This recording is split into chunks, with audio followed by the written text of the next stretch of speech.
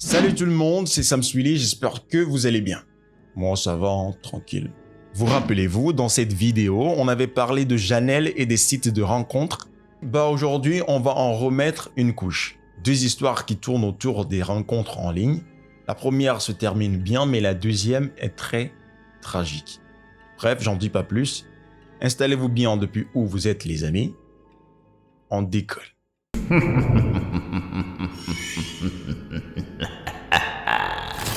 La première histoire est celle d'Alex. Alex est un jeune homme de 25 ans. Au moment des faits, il venait de déménager. Donc, qui dit déménagement, dit adaptation. Mais il ne connaissait personne dans sa nouvelle ville, alors il a décidé de s'inscrire sur les sites de rencontres. Il finit par matcher avec une fille, style hippie qu'on va appeler Kate. Ils ont eu quelques échanges, puis ont décidé de se retrouver autour d'un verre. Le jour du date, Alex est allé la chercher chez elle en voiture. Elle l'accueille à la porte avec un gros câlin et lui dit le nom d'un bar local où elle voulait aller pour qu'ils discutent et apprennent à se connaître. Pas de problème, Alex accepte et ils se dirigent tous les deux vers la voiture. Le premier red flag qu'il a remarqué, c'est que quand il s'est dirigé vers la voiture et a ouvert la portière, Kate l'a suivi et était derrière lui en train de le regarder. C'était bizarre donc il a demandé à savoir s'il y avait un problème. Kate lui répond et lui dit que non, qu'il n'y a pas de problème, avant de faire demi-tour et d'aller s'installer sur le côté passager. Comme il venait de rencontrer la fille, Alex s'est dit qu'elle avait peut-être juste fumé de l'herbe ou quelque chose comme ça. Lors du trajet vers le bar, le deuxième red flag qu'Alex remarque est que Kate parlait à voix très basse, presque comme si elle essayait de chuchoter. Et il a fallu lui demander de se répéter plusieurs fois pour qu'Alex puisse distinguer les phrases complètes qu'elle disait. Une fois arrivé au bar, Alex s'est assuré d'avoir une table au fond juste pour avoir un peu de silence histoire de bien entendre ce que Kate disait. Et honnêtement, la discussion s'est bien déroulée.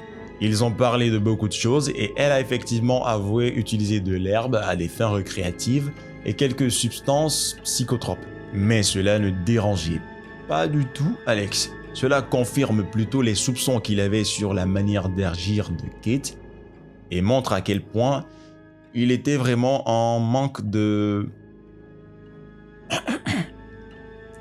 Bref, en fin de soirée, Alex lui demande si elle voudrait bien rentrer avec lui à la maison et elle accepte. You get it? Il veut tirer direct. Arrivé à la maison, ils ont bu quelques verres de plus, puis Kate a commencé à parler de ses bijoux. Et c'est là que ça devient bizarre. Elle dit que ses bijoux étaient son grand secret et que cela la définissait. Qu'en fait, elle s'appelait Anastasia et qu'elle n'a jamais été tuée en Russie. Pour ceux qui n'ont pas la ref, Anastasia Romanov, c'est la plus jeune grande duchesse de Russie, dont la mort est à l'origine de nombreuses légendes, procès et autres complots. À ce stade, c'est difficile pour Alex de la prendre au sérieux. Alors il conteste cette déclaration en utilisant le peu qu'il connaissait de l'histoire. Et là, Kate panique et commence à crier à tue-tête sur le fait qu'Alex ne respectait pas l'histoire et les ancêtres. Donc elle attrape Alex par le cou, le regarde dans les yeux et dit « Je suis une chamane et je vais te maudire. Tes ancêtres ont détruit beaucoup de gens et tu ne respectes pas cela. Tu viens d'ancêtres oppresseurs et ils seront punis. » Troisième red flag, c'est officiel, elle a un problème psychologique. Alex met fin à la soirée et se propose de la ramener chez elle. Mais elle refuse et recommence à le menacer. Obligé, il la met dehors et verrouille la porte. Fin de la première histoire.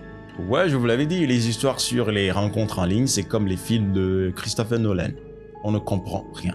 Mais on retient quand même une morale. Et la morale de cette histoire est de ne jamais ramener un inconnu chez soi. Surtout quand on vit seul. Attention les gars. Allez, on enchaîne avec la deuxième histoire. Et je vous préviens, ça ne finit pas bien.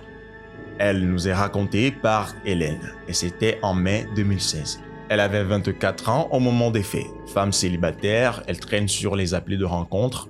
Tu connais. Elle finit par matcher avec un homme qu'on va appeler Jeffrey. Voilà, Jeffrey avec qui le courant se passe très bien depuis quelques semaines. Et vous connaissez la suite, il décide d'organiser un date. Le jour du date, Jeffrey arrive en costard cravate avec dans les mains une boîte de gâteaux préférés d'Hélène. Petite attention qu'il a retenue lors de leur précédente conversation.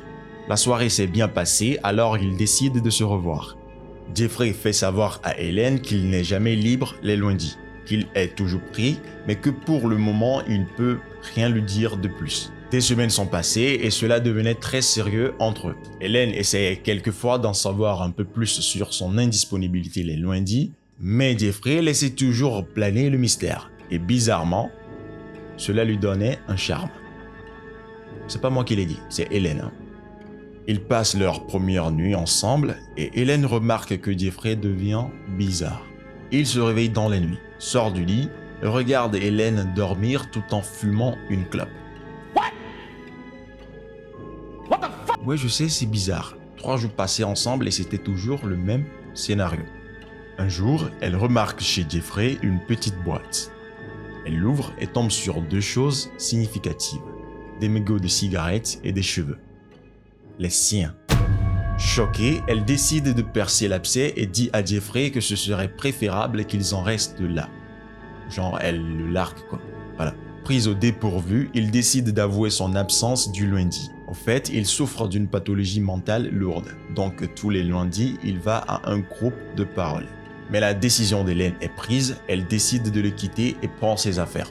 D'un coup, Jeffrey pète littéralement les plombs. Il commence à faire du bruit, il hurle et finit par se taper la tête avec une théière. Il s'assoit au sol, prostré, et dit l'un des pires trucs qu'Hélène a pu entendre de toute sa vie. Tu sais, si je devais tuer quelqu'un un jour, je lui ouvrirais le ventre, j'enroulerais ses entrailles autour de mes poignets, puis je lui arracherais le cœur pour le manger. Il lève la tête et sourit, avec un regard à glacer le sang. Hélène ne se pose pas de questions. Elle s'enferme dans la salle de bain et appelle le meilleur ami de Jeffrey. Ce dernier débarque 10 minutes plus tard et arrive à convaincre son ami de se faire interner. Apparemment, Jeffrey est un habitué de l'hôpital psychiatrique. Il était en réinsertion car son état s'était amélioré. Mais il ne prenait pas son traitement médical lorsqu'il était hors de la structure. Voilà pourquoi il a récidivé. Mais l'histoire ne s'arrête pas là. Jeffrey a continué à harceler et à menacer Hélène depuis l'hôpital où il était interné. Il lui envoyait des photos de ses scarifications, la menaçait de se suicider si elle ne revenait pas. Donc, pour éviter tout problème, Hélène a changé de numéro et n'a plus contacté qui que ce soit de l'entourage de Jeffrey. Et ce pendant 5 ans.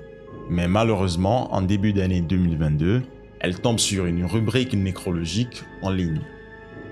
Jeffrey est décédé. Faites extrêmement attention sur qui vous tombez sur les applis de rencontre. On ne le dit jamais assez, mais restez vigilant. Car même si le contact virtuel et ou réel se passe bien, gardez toujours une distance les premiers temps. Ou carrément, sortez et allez draguer dans la rue. Je parle pour les meufs aussi, hein. Faites un effort là. Oh. Merci d'avoir regardé cette vidéo les amis, j'espère qu'elle vous a plu. Je vous jure, c'est la dernière fois qu'on fait une vidéo sur les applis de rencontre. Mais par contre, j'ai récemment reçu un mail qui dit que pour que YouTube montre cette vidéo à d'autres personnes, il faut que tu likes, que tu commentes et que tu partages. C'est pas moi qui l'ai dit. C'est le mail. On se retrouve pour une nouvelle vidéo très bientôt. D'ici là, prenez soin de vous. C'était Sam Swilly. Ciao.